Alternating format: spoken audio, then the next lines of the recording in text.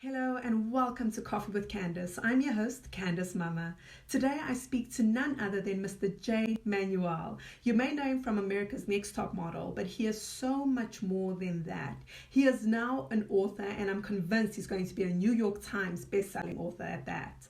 His new book, The Wig, the Bitch and The Meltdown, has got so many moments of just inspiration, and I cannot wait for you guys to go get a copy and to listen to what Mr. J. Manuel has to say. Please note that the interview did start a little bit before, but technical issues aside, it's still such an incredible interview. And if you like this podcast, don't forget to like, share, subscribe. Without further ado, here's Mr. Better J. than on Instagram. It could be Instagram connection that you had. Were you using? Well, it doesn't matter. Yeah. we could continue our chat. Yeah. No, but thank you so much. And I know your time is limited, but really I wanted to say, as far as the book is concerned, the one thing I really appreciated is these characters are so incredibly complex. There's Mm-hmm. like it was so easy to almost make one character so unlikable that you just can't resonate with him. But I think for me, what I found interesting was I found myself at certain times like feeling sorry for Keisha. I was like, damn, girl, you're really Well, good. And that yeah, and that's what it was about.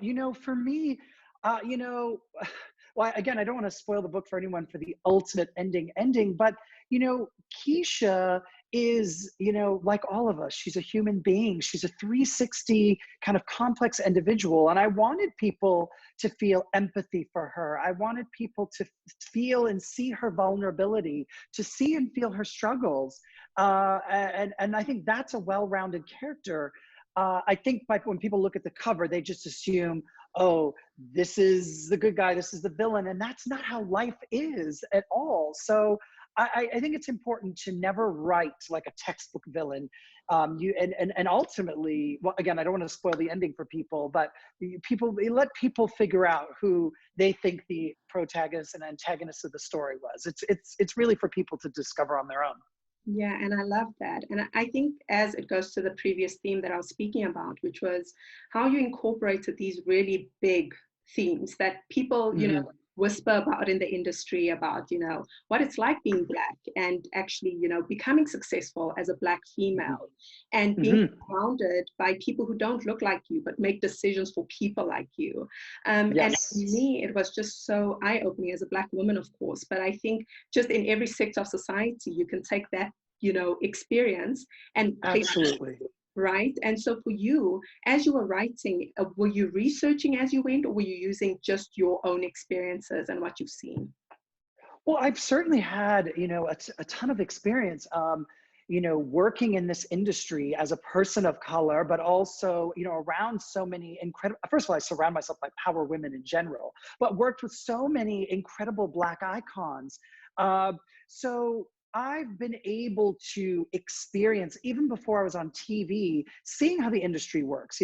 Again, my book doesn't follow the kind of the standard narratives that the literary industry likes for stories, or we'll call them Black stories, because my book, if you read it, it's more of a mainstream story that happens to have characters, and not, I mean, I've got every character is, every kind of race is represented in the book, but in terms of even looking at the lead characters like Keisha and Pablo, these are characters of color. Yet this is not a story about slavery or picking cotton or struggling from the ghetto, which are the common themes and tropes that the entertainment industry and the literary world love to recycle.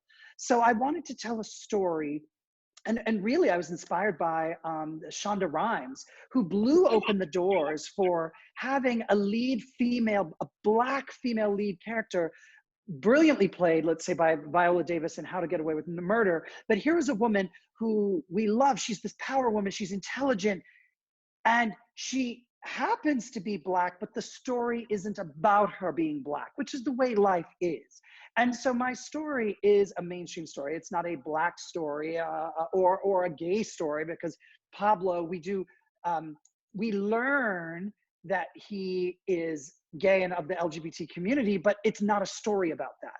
And I wanted it to be a story about people. And this is a character-driven piece about all different people.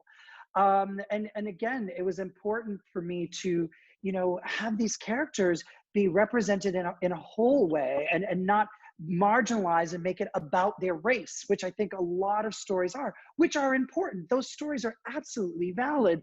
But at what point in time, especially in 2020, do we get to have books or films where, and that's why I say I love Shonda Rhimes. It's like she does these pieces where you have these Black characters and it's not about their race, but you have to include it. You know, in the book, I do have these key points that come in because we work in an industry that is predominantly managed and run by white men, you know, and in a beauty industry, I think I talk about it in the book, which, you know, can you imagine what it was like for Keisha or any Black model, where you have to work in an industry that really celebrates white aesthetic. Yet, so now where are you in terms of your identity? How are you fitting in there? And ultimately, this is an identity piece that all races can I think identify and find themselves in, because identity in general is something we all deal with. Oh, and I absolutely love that. You brought up a point about how it's so true that it's either a Black story. You have a couple of Black people in a show, it's a Black show. You have some Muslim characters in a show, it's a Muslim show, right? I want to know, from the literary world and aspect of it, when you pitched or when you gave through your manuscript, and you had these very multifaceted, multiracial, gender, everything is represented. How was that received? Was it received well? I mean, it's 2020, so I'm assuming that it would have been received a little better. Well, that's a really layered question. People, and also because I'm coming from this as a personality, so, you know, people are very careful around what they say because they know I have a platform with which I can use and speak about my experience, right? So no one was said. It was very interesting. I always had to read between the lines with what people were saying to me. But I did have an experience where someone that I really respected very early on said to me, you know, this is such a great book and these are great characters. Have you ever potentially, you know, maybe you want to move away from Keisha being a Black woman. You wouldn't want people to think that it's Tyra. So what if you made Keisha Kirsten and you made her white? And I said, wow, you know, you really have no idea how powerfully racist that statement is, because did anyone go to Lauren Weissenberger, who wrote The Devil Wears Prada, and say, you know, Miranda Priestley, she's white, and you don't want people to say, wow, white woman, oh, that's Anna Wintour. Like, come on, it didn't matter if Keisha was Chinese, Indian, Black, white, it doesn't matter. People are still going to make the connection. Ultimately, this book is just inspired by my life on America's Next Top Model and in the industry. Keisha is not Tyra, the same way Pablo is not me. He's inspired by me. And there are a lot of parts of him that kind of really became the character on the page. He is not 100% me. I did give him some very vulnerable character traits that are my own story, like my own adoption story, because people didn't know that I was adopted. But yeah, with Keisha, I just think it was just important to tell the story ultimately authentically and from my POV and my experience. And so why could I not have Keisha be a Black, powerful supermodel? You know, even the way she's drawn in the book, I mean, she's not kind of described like a Tyra. She's described as this kind of, you know, this ebony, like this goddess, you know, she's, if anything, she's more described closer to like a Naomi Campbell than a Tyra Banks, if we're going to give it a comparison. But she's really a character unto herself. Yeah, I think I also, in the description of her, I pictured more like of an Iman, Naomi Campbell. That's the kind of image that came to my mind. However, I think being a human being and obviously trying to look for the Easter eggs, which I feel like the book was actually layered in Easter eggs. Some of it you were like, wait, is this reality? Is this fiction? Like, what am I doing? And I think that's where your brilliance lies. It's not easy to do what you've done. And I think it's so important for people to realize that. I think it would have been easier for you to write a memoir, because in many ways, right? Absolutely, yeah. It's my point of view. You know? And the problem with a memoir, though, is I would have had to be very careful around what I wrote. And I've read several memoirs. I love to read. And I hate when we're promised this tell-all memoir and you get to the last page and you say, wow, I kind of knew all of this. There's nothing new here. Again, ultimately to explore some of these themes and tropes of the industry, writing in fiction allowed me to really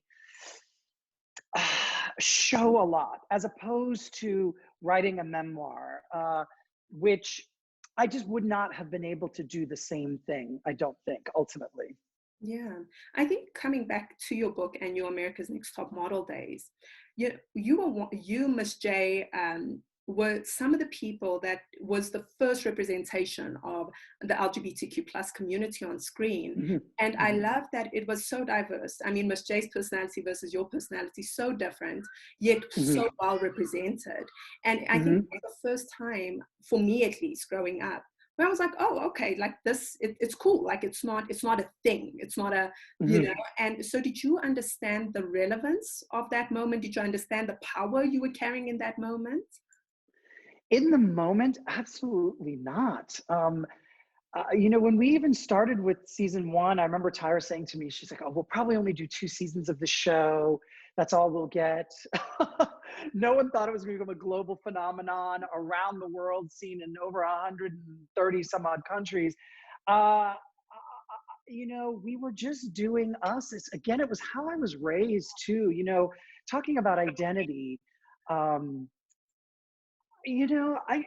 my parents always raised me just to put my best foot forward, follow my passions, follow my dreams, kind of do you. So when it even came to being on the show, it didn't even seem like a thing to me at the time. It was just like, oh, I'm just doing what I do. I'd been working in the industry for years. I worked with Tyra for years, so we were just doing it on camera. And it's so interesting to me today. And meeting so many people, even the last couple of years when I'm doing appearances and stuff like that, people saying what I represented at that time. And I'm glad I didn't know that, because I think I would have felt pressure, because I was just doing me and doing my job. I wasn't trying to be, and it's also very different because my last name, people in South Africa know Manuel is a South African last name. Manuel is a Latin first or middle name in America, especially. So people thought my name was Jay Manuel something, Hernandez, Rodriguez, whatever. People thought I was Spanish because I could look Spanish. But, really I'm biracial, which, then that becomes a whole thing, because I grew up identifying as Black, because that's how my parents identified. And it just made sense to me. I'm not white and I'm not Spanish. So it's like, well, I'm Black. And similar to Halle Berry, and we talked about this back, years ago. But when Halle, and I recently posted a photo standing next to Halle, a lot of people say we look a lot alike and we're the same complexion, we have similar features, and the industry and the community, the Black community, look at her as a Black woman. She's the first Black woman to receive an Academy Award. Yet I found that, in my experience, when I grew up in Canada, but moved to the States to go to school, etc., a lot of the Black, I have a lot of Black friends, but I would meet Black women. They'd say, well, what are you? And I'm like, I hate that question. I'm like, well, I'm Black. They're like, oh, you're not Black. And, the Spanish community, oh, he's not Spanish. And so you get kind of thrown around based on what other people think of you. And I know recently people have been shocked because there have been a lot of conversations around identity now. And when I'll say, well, I'm Black, and people are just surprised by that. And because they've just kind of made an assumption as to, I guess they thought I was Spanish or other. But at the end of the day, I think identity is a very personal thing. I think you have to know who you are. And when I was working on the show, and all the shows I worked on, I was just Jay. I didn't need to identify as, gay or Black or what have you. I would do things that would represent who I was. But it was just important to be authentically myself. And I think that's the message that we need to kind of share with the world more, instead of classifying and putting people in boxes. And the last box that I actually shattered, I'm sorry, I'm rambling, No. but was, people are so used to me being in that lifestyle box, the fashion, beauty, lifestyle, TV. Even if they don't know, I worked in the industry for years before being on television. Writing a book and writing a novel is a very different thing. And I truly wondered how people were going to receive it. And so I focused very, intently on finding that right voice for the narrative prose. The dialogue you take on different characters, that's one thing. But that kind of narration, I wanted people to feel an intimate connection to me. So, a lot of people tend to write formally without contractions, etc. But, my writing mentor said, you want people to connect to you. And a great kind of way of focusing on that is write the way you speak, or people know you. So I wrote the narration with contractions and had somewhat of a familiar sound to how I speak so that people could connect to me more as the author. And that was also very deliberate.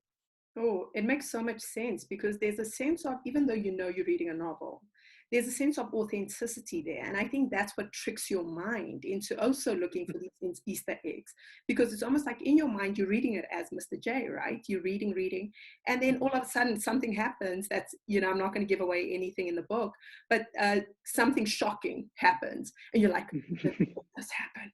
It must have happened, and then you're going, you're like, okay, season this what happened. Yeah. I love that. So tell me something. I mean, the writing process, as you said, is an incredibly grueling one, and it's a very intimate process in many ways. I just wrote my first book, published it in November, and I know for me the process itself is just, you have to look within yourself in many ways. And so I want to know, what was the writing process like for you? For me, it was similar to, it was a very interesting parallel to the kind of the big arc that's on top of my book, which doesn't spoil the story for anyone, but my book ultimately is a story of awakening, and awakening to one's power. And this idea, we all go out and search, we look for external validation everywhere in our lives, whether it be professionally, romantically, or even within our family. But really, self-validation is the key to true joy. And we can't confuse joy with happiness. Those are two separate things. But, for me, with writing, I got to know myself in such an intimate way, which I thought I knew myself. I spend a lot of time, we spoke about this earlier, about kind of my meditative process in the morning and the readings that I do. But I've worked in this world of collaboration where you work with other creative visionaries constantly, and writing is a very isolating thing. And at first I was a little worried about it. Could I dedicate that time to it? Because I knew, especially writing your first book, you're going to take longer than writing, you learn a lot, so that the next time it's probably faster. But I enjoyed it. It didn't feel grueling. I had the opposite effect. Once I dove into, especially draft 2 and 3, and you're tweaking and playing, and that last 5 months of writing, I couldn't wait to get up in the morning. I loved that I was going to be alone in my office. You're seeing one side of my office. I was sitting on the other side of my desk there, and this is the room I wrote in. And I was so excited to discover more and play I found it was a very safe space, because I got to write and say, well, I can always edit, just write, keep it authentic, write really what you want to say.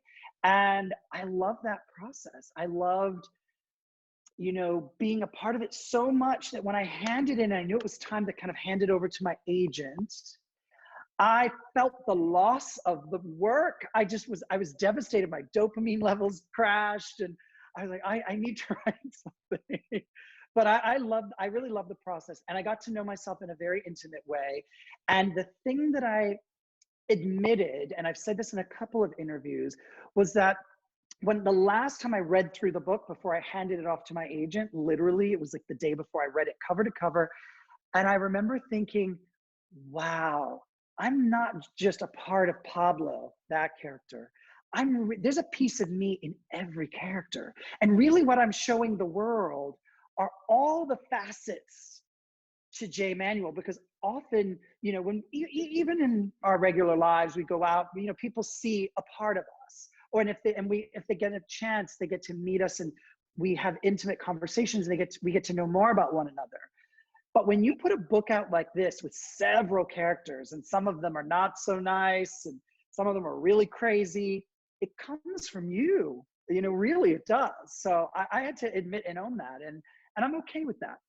Oh, I absolutely love that. And I think, again, that's what feeds into that understanding of each and every character, that there's no purely evil character. There's some unlikable moments, there's some unlikable things, but it's like you make sure that the reader understands, okay, this person is like this, but there's a reason they behave like this.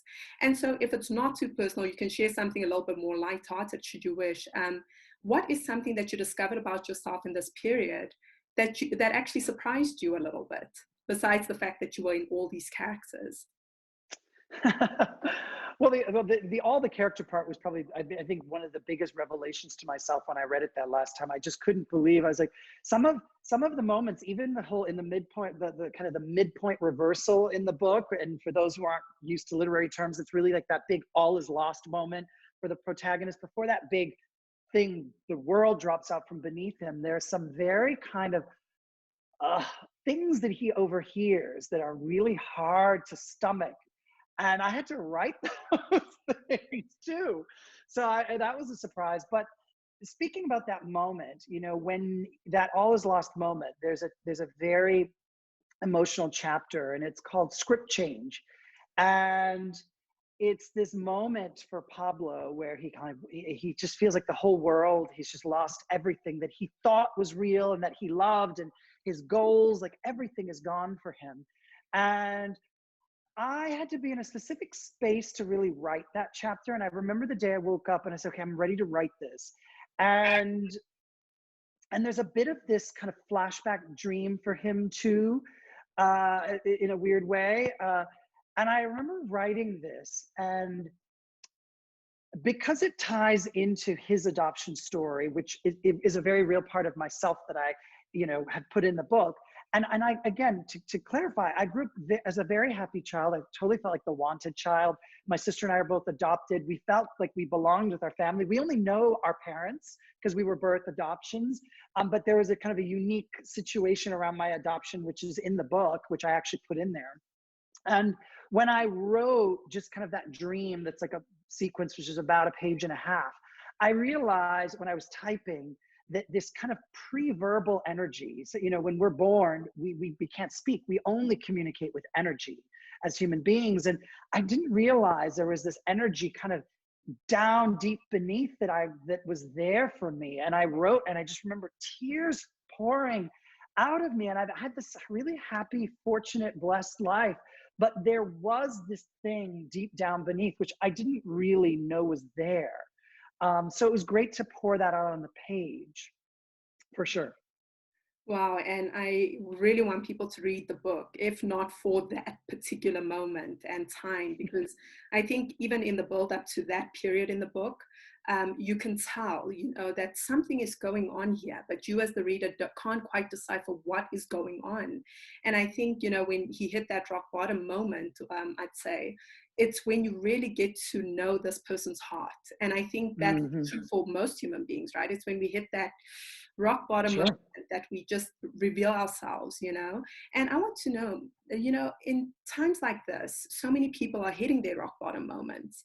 And I want to know, how do you, you know, or how have you been able to get out of your toughest moments and still be the incredible human being you are?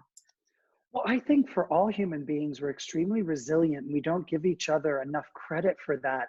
And it's unfortunate, you know, people are losing their jobs right now. They can't go to work. I mean, all the kind of issues that go around this kind of global pandemic. But just the thing that I always want to remind people, it's the thing that I remind myself, and it's one of my tools now that I use, that whenever I feel that I'm pressed against the bottom, you know, we all reach these points in our lives. You know, it's kind of subjective because we all lead different lives, but whatever that is for you, whatever that moment where you're a rock and a hard place, I literally have to say it out loud to myself. You're at the rock, because the rock allows you to push back on it. You know, it's that rock that allows you to push up. There were even places like, again, you know, to start writing this book, you know, I said this earlier, I you know, outlined all of this work thinking I was going to hand this off for someone else to write because I didn't think I could write it. And I actually shared all my writing and all my preparatory work and my arc and my storyline with a 1 hour script writer who's a good friend of mine. And she called me and she said, Jay, just write the book. You're a writer. Look at how all this work you sent me, you're going to hand off to someone to write. You can do it. And I realized I wasn't giving myself enough credit. And I think a lot of first-time writers do the same thing. You know, that observer voice creeps in and tells us, you know, you can't do it. And rock bottom is a good place to be, because that's where things begin. I love that. I absolutely love it. And has this wisdom always been a part of your nature, or is this been forged in the fire as you've gone through life? I think it's a process of going through life. I mean, I'm 48 years old now, so, but also I grew up in a family where we would talk about things. We would really talk about stuff, and I feel, again, so, you know, blessed to have the family that I have, and we could always speak openly and speak our hearts. And I think that's, you know, one of the best kind of places to grow, is where you can be authentic and talk about your fears, etc. And so, yeah. Yeah, I mean, I love it, because you can tell your personality does come through in the chapters. And that's what I really appreciate, that there's these moments and nuggets of wisdom or quotes that one looks at, and you can actually take it out of the book in terms of the fiction and actually just use it and be like, oh, this is it.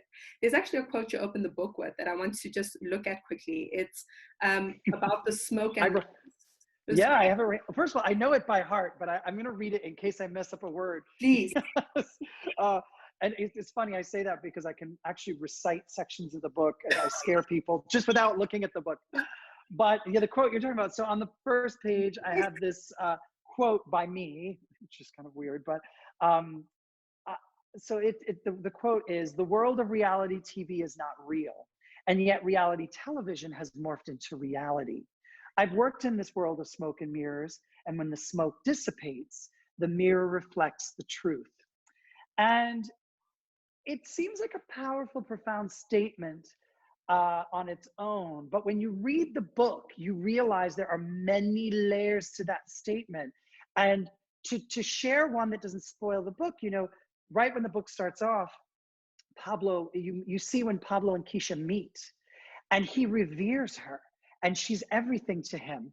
And we learn very early on in the second chapter about his adoption, which he shares with her, but you also learn she's been abandoned in a different way. And so they kind of come together, and he sees her almost as a mirror for himself. But then as the story goes along, he starts to almost become her, and he loses himself. And that's where the story becomes very interesting, when the main story takes over, because you think he's in a place where he's a little more disenchanted and cynical. But when you start to spot that in other people, it's really almost a part of yourself as well. And that's the interesting part of the story. So yeah, I won't spoil it. It's really meant for people to uncover, but it's beautiful. And I think for me, when I started reading the book, I mean, it was a beautiful quote, but I didn't really, you know, register it. I was like, okay, beautiful quote, standalone, great. But as you said, as you go through the book, it almost becomes as though it's preemptive, because it's almost like how you viewed it from when you started the book versus how you view it when you're in the book are completely different experiences. And I was like, that is brilliant. That is absolutely. Well, and to share a bit of the process, you know, a lot of young writers, you know, will say, oh my gosh, like, oh yes, I opened the book with this very profound quote. I'm going to tell you when I wrote that quote. I wrote that specific quote literally a week before I turned in my manuscript. And I put it at the front of the book, because what I had at the front of the book, even when I started draft one, I wrote this. I thought, oh, I know it's a novel and you don't do this, but I want to write something that sets up the book. And I wrote this thing that was about a page and a half that was very philosophical, and it was from me, and it was way too much.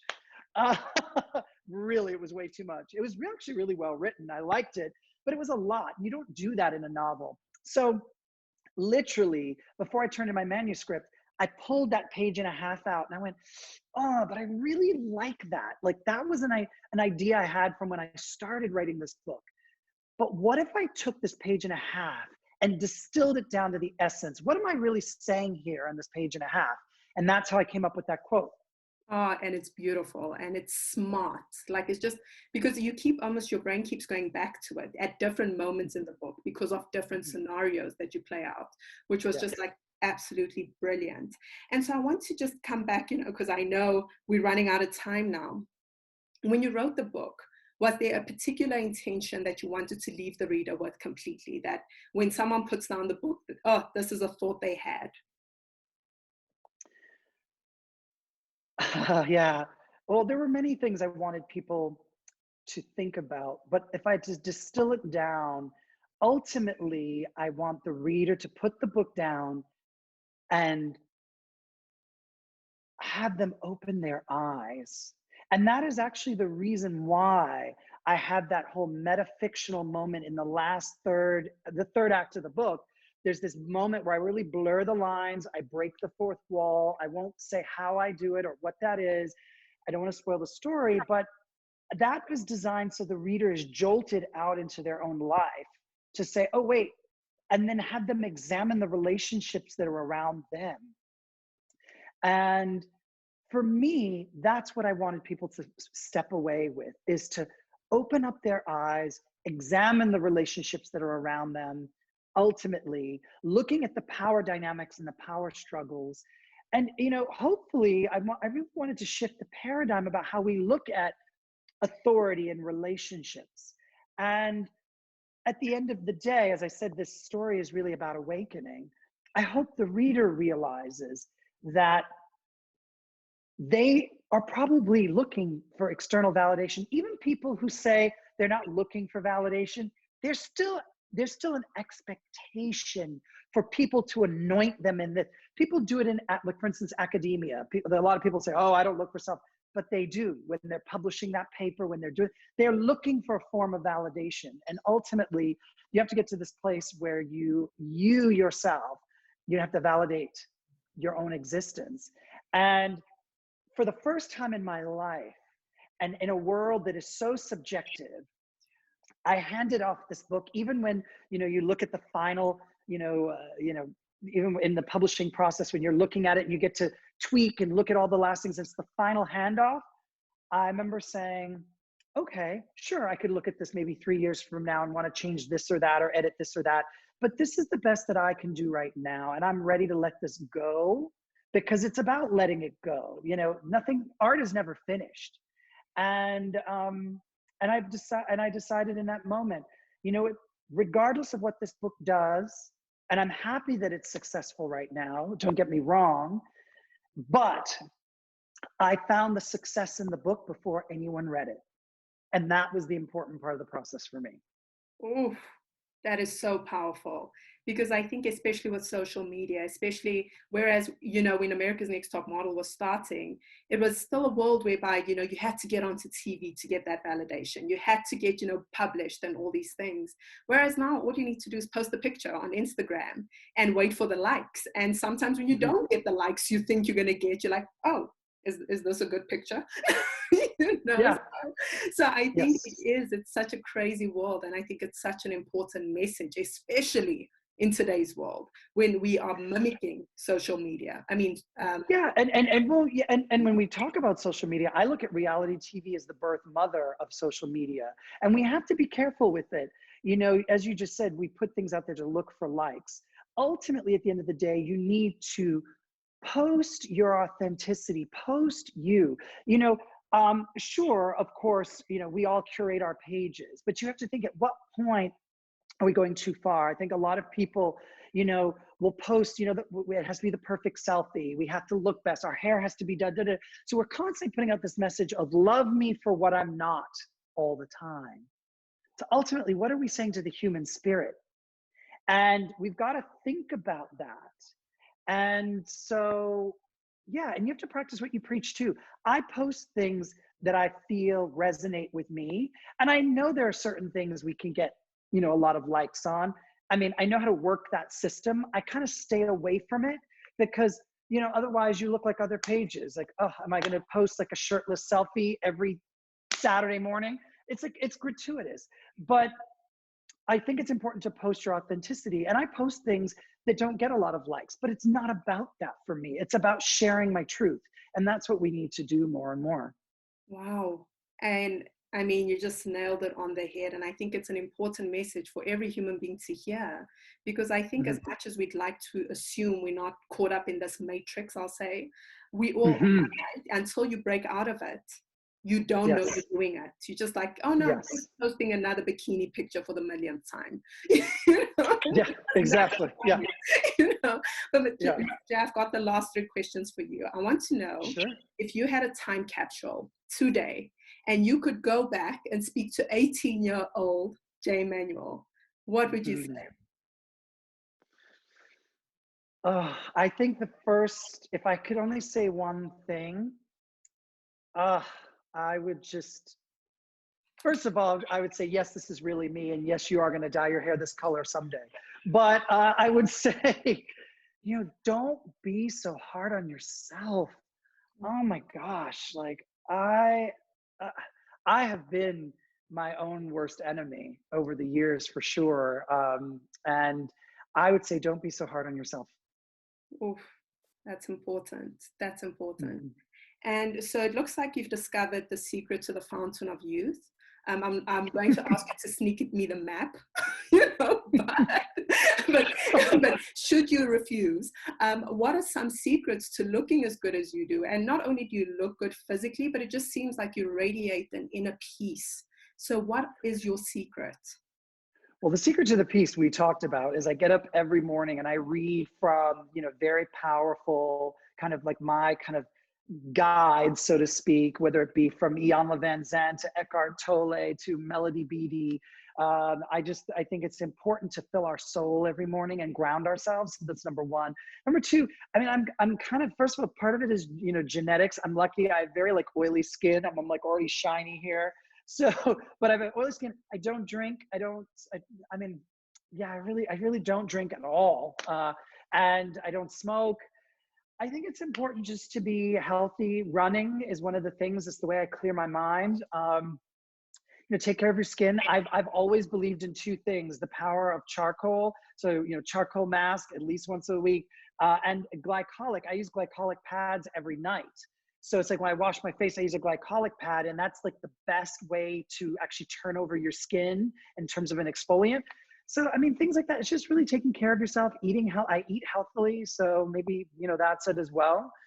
It's so funny. People always say that I look younger, and I look at myself today, and I mean, I embrace who I am, but I look at pictures of me at 30 years old and I look so much younger. People say I look the same. I don't think I look the same at all, but anyway. Yeah, I think it's one of those things where you don't see yourself the way the world sees you, right? Because I think I guess you're so. Yeah. literally frozen in a time capsule. And if anything, you Yes. become more handsome with time. It's like if I envision like a Barbie doll, like the Ken Barbie dolls, Oh it's you I gosh. see. I'm like, this is Mr. J. Oh, that's just the hair color, and that's all fake. And The the hair skin color is and the glow. And then the the glow is my shine. Yeah. okay, so last two questions. First one, who's going to play you in your series or movie? Because we all know this is getting adapted. I it's so interesting. I only recently got asked this question, and I remember thinking, oh, who could play? I was just thinking from an emotional arc. I was thinking, like, I love Riz Ahmed. I thought he'd be great, but he might be too short. I don't know. But there's another actor. It's so funny. I sent this to someone the other day. His name is Avon Jogia. He was in, I don't know if you could see, he's this guy. Ooh. Oh, He was in that film with James Franco and all. He's really great, and to me, he looks like Pablo Michaels. That's what I love about him. He looks like Pablo Michaels, and I think he's got the acting chops. So that's someone I'm thinking about right now. I don't know. I hope he's getting ready. You better be stretching those muscles out because it's coming like clockwork. And then I think the last words are words you live by. What is your life motto?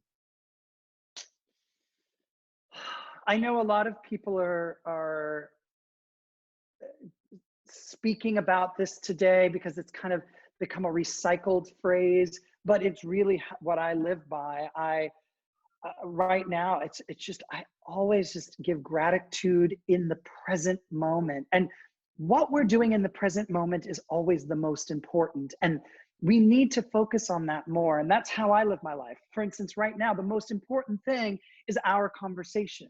I'd love to get to, getting to know you, from across the world. I mean, not only are you stunning, you also radiate like this amazing, energy. And um, I just wish people would stay present and what they do. And that is the secret to finding that joy, because you can find all the beauty you're looking for in the moment.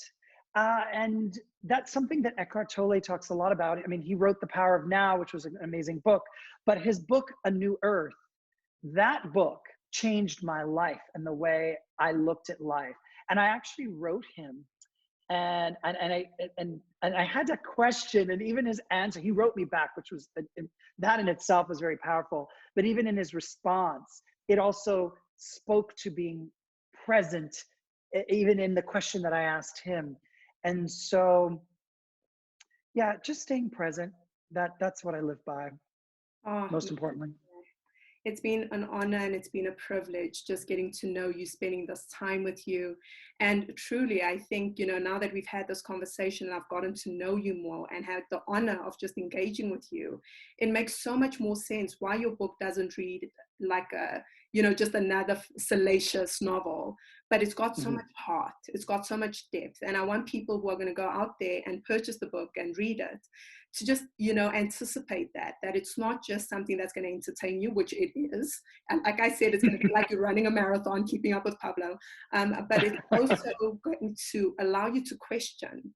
And I think for me, that was the most powerful thing. Like you said, there's so many moments in the book where you really get to reflect and say, wow, okay, that person that I think is a terrible person, what is going on?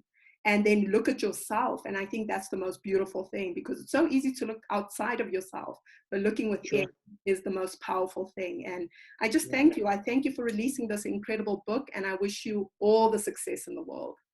Thank you. And I hope to be, as we are kind of released from our quarantine at some point, all book tours and everything are kind of, frozen. We were doing it all digitally, but I will be out there in the world. And right now, the international rights for the book are going out there. I mean, I do know, especially in South Africa, you can still purchase the book on Amazon or any of the ebook platforms. So people can get it if they're looking for ebook or print book. But there will be a time when we're hopefully there, and I'll be coming kind of back home to maybe do some appearances, etc. But right now, we just have to kind of wait and see. Yeah, you know what? I believe that everything happens exactly as it should. And so I truly believe that you will be here. And I think we will welcome your book with open arms, because it is such a beautiful story. So well, when I do come, I can't wait to meet you in person. Oh, me too. So we'll stay in touch for sure. And if you ever make your way over here to the United States, you have to let me know. So we have to meet in person and chat. Oh, thank you so much. It's been an honor speaking to you. And thank you for keeping up with the technical difficulties. My goodness. No, that's okay. No, this is great. Hopefully you can take this Zoom, because you can take the Zoom and you can put it on Instagram or wherever, right? You can put it everywhere you want. The quality is incredible. It's going to make the most beautiful podcast. It's going to make great YouTube. I'm happy. So it actually ended up working for the best. Awesome. As long as we got your podcast and you can use it, I'm so grateful. I get it. Technical difficulties happen. Had nothing to do with you. Thank you so much. You were actually you're such a delight to speak with. So much, yeah, really. I mean that genuinely, truly. Thank you. It means so much coming from you. And like I said, I swear on my life, you would have been the cause of my early demise if someone had come back into the past. if Mr. J had come back to like 13-year-old me, like that time capsule. And wow. You're going to meet me someday. I would have been like, oh. Well, we met today, which is perfect. And I'm glad that we got to have such a great substantive discussion about life. Not just, it was everything. And that to me is important, because those are real connections. But you're such an incredibly insightful human being. So it's just, I could speak to you for hours. And I'm genuinely hoping you'll continue this writing process, because when I say, and I don't use these words lightly, when I say you're a brilliant writer, I mean it. Oh, Like, wow. it's so hard Thank to you. deliver the kind of book you. Thank you. So I'm just excited. Keep going, please, please. For Oh, all. I am. Don't worry. I'm going. I'm definitely I'm writing already. So absolutely. It's going. Thank you, Mr. J, and have a good day. You're welcome. Thank you. You too. Have a good evening for you. Thank you. As you've seen, the light has changed. Yes. Okay, bye. Bye-bye. Man, I mean, speaking to Mr. J just brought so many things up that I just thought this is such an incredible paradigm shift for all of us. And so if there've been really strong quotes that have stuck with you, please comment, share, subscribe, and just let others know about it, because I've really loved the insight on this interview. So I'll speak to you guys soon.